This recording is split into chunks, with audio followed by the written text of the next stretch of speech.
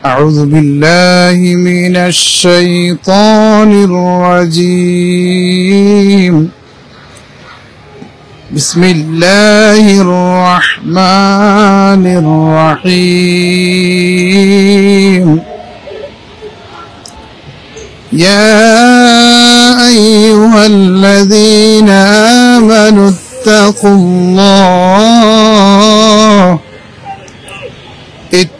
الله حق تقاته ولا تموتن إلا وأنتم مسلمون واعتصموا بحبل الله جميعا ولا تفرقوا واذكروا نعمة الله عليكم إذ كنتم أعداء فألف بين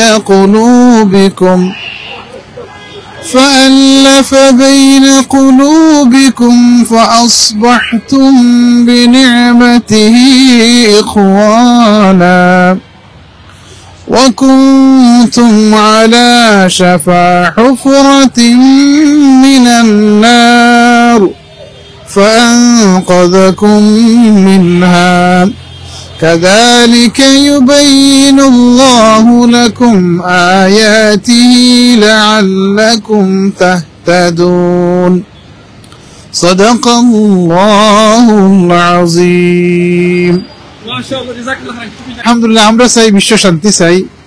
আমাদের জাতির পিতা ইব্রাহিম আলাইহিস সালাম উনি বলছিলেন রব্বি জাআল হাযাল বালাদা আমিনা। উনি বলছেন আল্লাহ এই শহরকে নিরাপত্তা শহর বানাও। এই জন্য মুসলমানরা সন্ত্রাসী হয় না। সন্ত্রাসীর বিরুদ্ধে প্রথম ভূমিকা মুসলমানদের মধ্যে থেকে হয়েছে।